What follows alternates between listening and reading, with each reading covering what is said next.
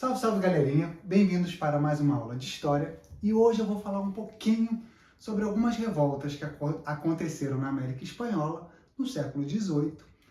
E essas revoltas, assim como vinham ocorrendo no Brasil, elas tinham um caráter, nesse momento ainda, muito regional. Grupos específicos lutando por interesses específicos.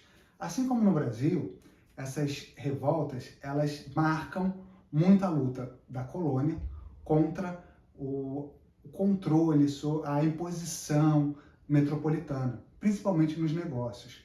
Então, essas revoltas, elas têm sua importância, embora, nesse momento, elas ainda não marquem uma luta por uma identidade nacional. Isso vai acontecer lá no século XIX.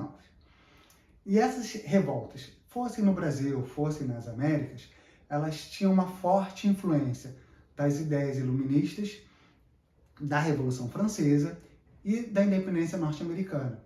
Então essas ideias de liberdade, de igualdade, elas chegam nas Américas e começam a mobilizar principalmente a elite, que consumia essas informações na Europa, quando ia fazer faculdades, estudar, e trazia para os seus países quando retornavam. Então essas revoltas elas vão ser muito importantes. E tem que ter em mente que a sociedade espanhola, aqui na América, ela era muito diferente da sociedade brasileira, dos portugueses aqui no Brasil. Porque, por exemplo, havia os chapetones, que eram os espanhóis nascidos, obviamente na Espanha, que vinham para as Américas. E eles ocupavam o topo da pirâmide social. Mas também nessa pirâmide social, lá no topo, tinham os crioulos, que eram brancos, assim como os chapetones, mas tinham nascido nas Américas. Eles eram descendentes. E nessa hierarquia, eles tinham menos direitos políticos. Então já gerava um conflito dentro dessa própria elite. Porque, por exemplo, os chapetones nunca desejavam romper com a Espanha porque eles eram espanhóis, enquanto os crioulos já tinham essa necessidade. Embaixo a gente tinha os mestiços, os trabalhadores livres, e lá na base dessa sociedade espanhola, a gente tinha os indígenas, que foram escravizados, sofreram abusos e exterminados, e também os escravos que eram trazidos da África, os negros, que eram trazidos da África como mão de obra.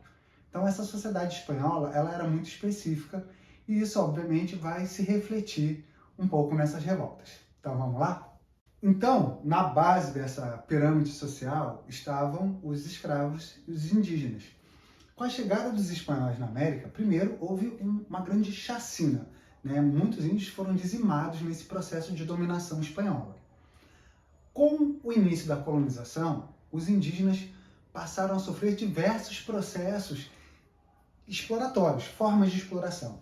A gente não diz escravidão porque elas tinham algumas características específicas.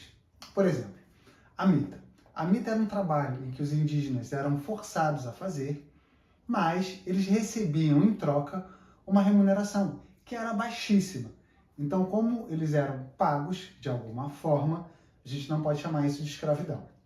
Além da mita, a gente também tinha a encomienda, que era, de forma bem resumida, quando os indígenas iam para prestar serviços para os espanhóis, e em troca eles recebiam a catequese, recebiam o ensinamento da língua e dos costumes espanhóis. Então, aos poucos, essa colonização espanhola ela foi destruindo a estrutura social, política, econômica e religiosa desses povos que habitavam já a América. Então, para começar, essa colonização ela foi extremamente danosa para as populações indígenas. E não só na América Latina, aqui no Brasil também. Então, galerinha, essa aula vai ficando por aqui. Espero que vocês tenham gostado desses breves resumos. Curtam, compartilhem e se inscrevam no canal. Até as próximas aulas.